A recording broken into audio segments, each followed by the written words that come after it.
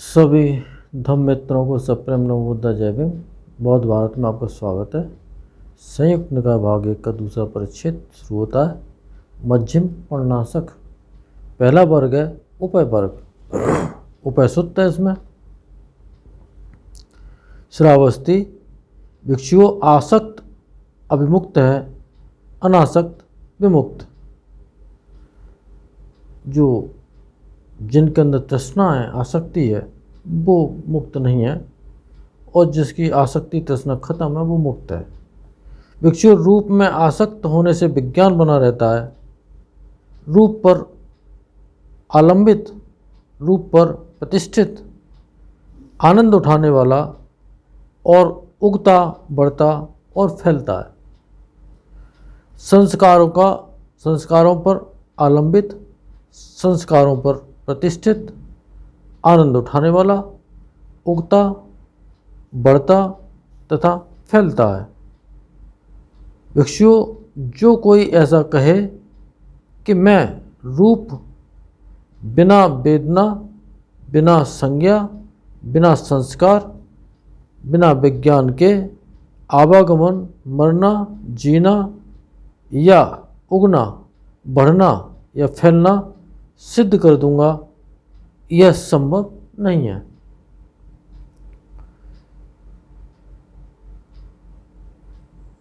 बिना रूप के, वेदना के, संज्ञा संस्कार के बिना, विज्ञान के बिना मुक्त हो जाऊंगा। उस पर विजय प्राप्त किए बगैर, उसे यथाभूत देखे बगैर, प्रज्ञापूर्वक देखे बगैर, तो यह संभव नहीं है, असंभव बात है। भिक्षुओं, यदि भिक्षु का रूप धातु में राग प्रणहीन हो जाता है, खत्म हो जाता है, तो विज्ञान का आलम्बन प्रतिष्ठित प्रहीण हो जाता है, प्रतिष्ठा प्रहीण हो जाता है। यदि भिक्षु का वेदना धातु में, संज्ञा धातु में, संस्कार धातु में, विज्ञान धातु में राग प्रहीण हो जाता है, तो विज्ञान का आलम्बन प्रतिष्ठा प्रहीण हो जाता है।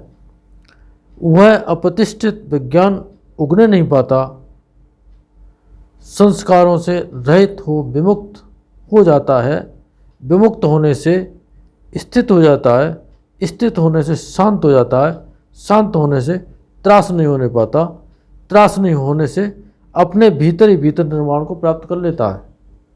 जाति क्षीण हुई, ब्रह्मचर्य पूरा हुआ, जो करना था सो कर लिया, अब और कुछ करने को नहीं बाकी है, ऐसा जान लेता है, अनुभूति से जान लेता है, प्रज्ञा से जान लेता है। बीज सूत्र श्रावस्ती भिक्षुओं, बीज 5 प्रकार के होते हैं। कौन से 5? मूल बीज, कोई बीज जड़ से उत्पन्न होते हैं, किसी की जड़ लगा देते हैं तो वहाँ उग आता है। स्कंद बीज, अग्र बीज, फल बीज और बीज ही बीज। फलों में से भी बीज और बीज में से भी बीज, और उसके जो टहनियाँ हैं, स्कंद बीज, वो टहनियों को लगा करके भी पौधे उगाए जाते हैं। इस तरह से 5 प्रकार के उन्होंने, भगवान ने बताए। भिक्षु, ये 5 प्रकार के बीज अखंडित हों, सड़े गले न हों, हवा या धूप से नष्ट नहीं हो गए हों, सार वाले हों और आसानी से रोपे जा सकने वाले हों, किंतु मिट्टी न हो और जल न हो, तो भिक्षुओं, क्या ये बीज उगेंगे, बढ़ेंगे और फैलेंगे? नहीं बनते। भिक्षुओं, ये 5 बीज खंडित हों, सड़े गले हों, हवा या धूप से नष्ट हो गए हों, निस्सार हों और आसानी से रोपे जा सकने वाले नहीं हों, किंतु मिट्टी भी हो और जल भी हो, तो क्या भिक्षु ये बीज उगेंगे, बढ़ेंगे, फैलेंगे? नहीं बनते। भिक्षु, ये 5 बीज अखंडित हों और मिट्टी और जल भी हो, भिक्षु, तो क्या ये बीज उगेंगे, बढ़ेंगे और फैलेंगे? हाँ बनते। जैसे यहाँ जैसे पृथ्वी धातु है, वैसे ही विज्ञान की स्थितियाँ समझनी चाहिए। यहाँ जैसे जल धातु है, नंदी राग समझना चाहिए। यहाँ जैसे 5 प्रकार के बीज हैं, वैसे आहार के साथ विज्ञान को समझना चाहिए। अगर किसी का चित्त निर्मल हो तो कितने ही बीज इन इंद्रियों के द्वारों पर आकर के वापस चले जाएंगे और वो उगने नहीं पाएंगे। ठीक उसी तरह से यह है। भिक्षु रूप में आसक्त होने से विज्ञान बना रहता है। रूप पर आलंबित, रूप पर प्रतिष्ठित, आनंद उठाने वाला और उगता बढ़ता फैलता है। और ठीक उसी तरह से और वो आदमी मुक्त हो जाता है अगर वो रोक देता है इस श्रृंखला को। उदान सूत्र श्रावस्ती, वहाँ भगवान ने उदान के शब्द कहे। उदान कहे जाते हैं कि जो धम्म की वाणी जो निकलती है बहुत से लोगों के कल्याण और मंगल के लिए होती है, वो उदान। यदि नहीं होवे, यदि यह नहीं होवे तो मेरा नहीं होवे, नहीं होगा वह मेरा नहीं होगा। ऐसा कहने वाला भिक्षु नीचे के बंधन और भागीय संयोजन को काट देता है।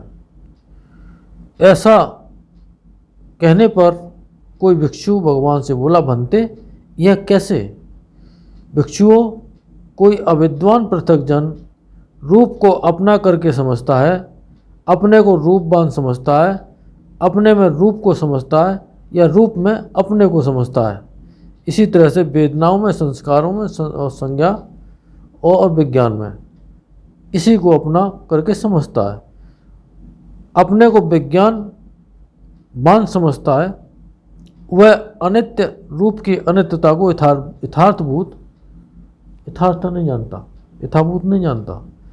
अनित्य वेदना की, संज्ञा की, संस्कारों की, विज्ञान की अनित्यता को नहीं समझता, यथाभूत नहीं जानता, यथार्थ नहीं जानता। वह दुखमय रूप के दुख को यथार्थ नहीं जानता है, दुखमय वेदना को, दुखमय संज्ञा को, दुखमय संस्कारों को, दुखमय विज्ञान के दुखों को नहीं जानता। वह अनात्म रूप के अनात्म भाव को यथार्थ नहीं जानता। अनात्म वेदना, अनात्म संज्ञा, अनात्म संस्कारों, अनात्म विज्ञान को अनात्म नहीं जानता।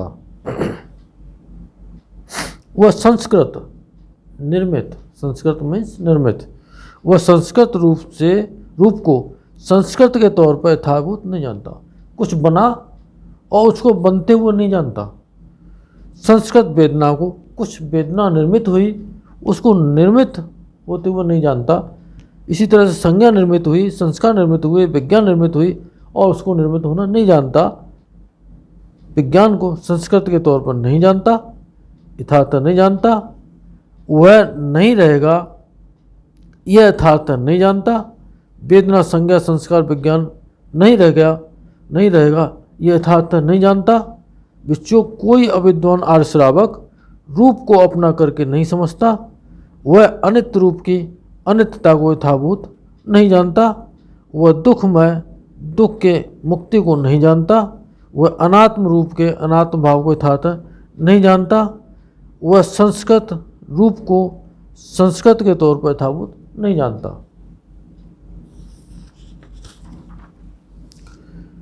रूप नहीं रहेगा, यह यथार्थ नहीं जानता। रूप, वेदना, संज्ञा, संस्कार और विज्ञान नहीं रहेगा, यह नहीं जानता। के नहीं होने से जो भिक्षु यदि यह नहीं होवे तो मेरा नहीं होवे, नहीं होगा वह मेरा नहीं होगा, ऐसा कहे, वह नीचे के बंधन को काट देता है। यानी कि अधोगति, दुर्गति की तरफ जाने वाले बंधनों को काट देता है। भंते, क्या जान और देख लेने के बाद आश्रमों का क्षय हो जाता है? भिक्षु, कोई अविद्वान पृथकजन त्रास नहीं करते करने के स्थान पर, त्रास नहीं करने के स्थान पर त्रास को प्राप्त होता है। भिक्षु, अविद्वान पृथकजनों को यह त्रास होता है कि यदि यह नहीं होगा तो मेरा नहीं होगा, नहीं होगा वह मेरा नहीं होगा। भिक्षु, विद्वान आर्य श्रावक त्रास नहीं करते करने के स्थान पर त्रास को नहीं प्राप्त होता है। भिक्षु, विद्वान आर्य श्रावक को यह त्रास नहीं होता है कि यदि यह नहीं होगा।